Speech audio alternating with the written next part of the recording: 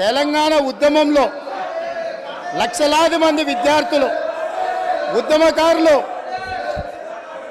తెలంగాణ ఉద్యమంలో కేసులు కట్టుకుంటే వాళ్ళ మీద నమోదైన కేసులు ఇప్పటి వరకు 10 సంవత్సరాలైనా ఆ తెలంగాణ ఉద్యమకారుల మీద నమోదైన కేసులను తొలగించాలన్న ఆలోచన ఎప్పుడైనా చేసినరా? నేను ఈరోజు మీ ద్వారా అడగదలుచుకున్నా, ఈరోజు మీ ద్వారా తెలంగాణ ప్రజలకు నేను చెప్పదలుచుకున్నా. జూన్ 2, 2014 నాటికి తెలంగాణ రాష్ట్రం ఏర్పడే రోజుకు గౌరవనీయులైన మాజీ ముఖ్యమంత్రి వర్యులు కల్వకుంట్ల చంద్రశేఖరరావు గారు వారి కుటుంబ సభ్యుల మీద ఉన్న ఉద్యమ కేసు ఎన్ని? తెలంగాణలో లక్షలాది మంది విద్యార్థులు నిరుద్యోగ యువకులు ఉద్యమకారుల మీద ఉన్న కేసులు ఎన్ని? ఈ తెలంగాణ రాష్ట్రం ఏర్పడ్డ తర్వాత వాళ్ళ ప్రభుత్వం ఏర్పడ్డ తర్వాత వాళ్ళ మీద తీసిన కేసులన్నీ, తీసుకున్న ప్రత్యేక కార్యాచరణ ఏంది? తెలంగాణ బిడ్డల మీద ఉన్న ఉద్యమ కేసులను తొలగించినవన్నీ, వాటి మీద ఎప్పుడైనా ఆనాటి ముఖ్యమంత్రి గారు సమీక్ష చేసి ఈ కేసులు వాళ్ళ మీద ఉంటే భవిష్యత్తులో వాళ్ళ ఉద్యోగాలకు ఇబ్బంది అవుతుంది, లేదా తెలంగాణ రాష్ట్ర సాధనలో వాళ్ళ మీద పెట్టిన కేసులను తొలగించాలని ఏ రోజైనా ఈ రాష్ట్ర ముఖ్యమంత్రి గారు సమీక్షించి ఈ శాసనసభలో చర్చించి అవసరమైతే ఈ శాసనసభ ఏకగ్రీవంగా నిర్ణయం చేసినుంటే ఏ విధంగా ముందుకు వెళ్తుండేనో ఇవాళ మనం చెప్పుండే వాళ్ళం అధ్యక్ష. అందుకే అధ్యక్ష, వాట్ ఈస్ ద అధ్యక్ష, ఐఎమ్ నాట్ ఈల్డింగ్ అధ్యక్ష. అయితే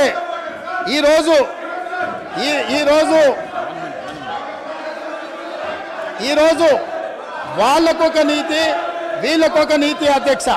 అదేవిధంగా పదే మాది ఉద్యమ పార్టీ అని చెప్పుకునే పార్టీ, ఉద్యమాల నుంచే మేము ఎదిగినామని చెప్పుకునే పార్టీ, ఉద్యమాల ద్వారా తెలంగాణ రాష్ట్రాన్ని సాధించడమని చెప్పుకునే పార్టీ, ఉద్యమాలకు వేదికైన ధర్నా చౌక్ను తొలగించి ఈరోజు తెలంగాణలో నిర్బంధాలే కొనసాగుతాయి, నిర్బంధాల మధ్యనే తెలంగాణలో పరిపాలన సాగుతుందని ధర్నా చౌక్ ఎత్తేసిండ్రు కదా అధ్యక్ష.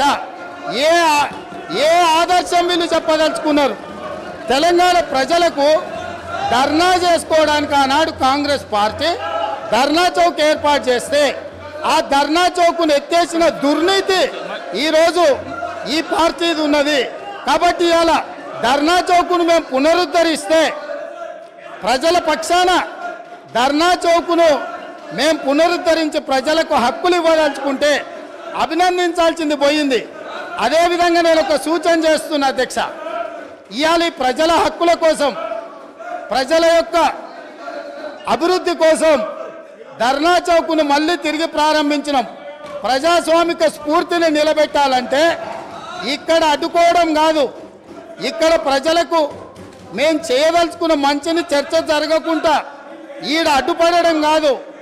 కల్వకుంట్ల తారక రామారావు గారు ఆ ధర్నా చౌక్లో, మేము ఓపెన్ చేసిన ధర్నా చౌక్లో ఆమరణ నిరాహార దీక్ష చేస్తే తెలంగాణ సమాజానికి కూడా ఒక మంచి సందేశాన్ని ఇచ్చినట్టు ఉంటుంది. కాబట్టి అక్కడ ఉన్న వాళ్లకు జ్ఞానోదయం కలిగి తిరిగి మేము ప్రారంభించిన ధర్నా చౌక్లో ధర్నాలు చేసుకునే స్వేచ్ఛ వాళ్లకు మేము ఇవ్వడం జరిగింది అధ్యక్ష.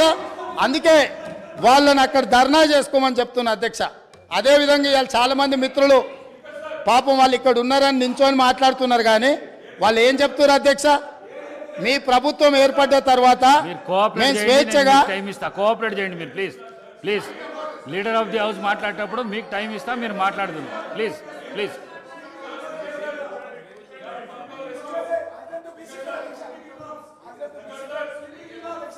స్పీకర్ సార్, చాలామంది సభ్యులు కొత్తగా ఎన్నికైన వాళ్ళు కలిసి అన్న ఈ ప్రభుత్వం వచ్చిన తర్వాత, ఫలితాలు వచ్చిన తర్వాత మాకు స్వేచ్ఛ వచ్చింది, మేము స్వేచ్ఛగా మా ఫోన్లలో మాట్లాడుకోగలుగుతున్నాము.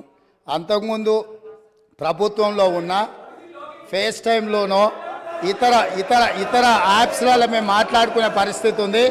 ఇవాళ మాకు స్వేచ్ఛ వచ్చిందని చెప్తున్నారు. సో వాళ్ళు ఈ విషయాలన్నిటిని కూడా పరిగణలోకి తీసుకుంటే వాళ్ళకు ఏం జరిగిందో, మార్పు వచ్చిందేందో కూడా వాళ్ళకు అర్థమవుతుంది అధ్యక్ష. అదేవిధంగా అధ్యక్ష,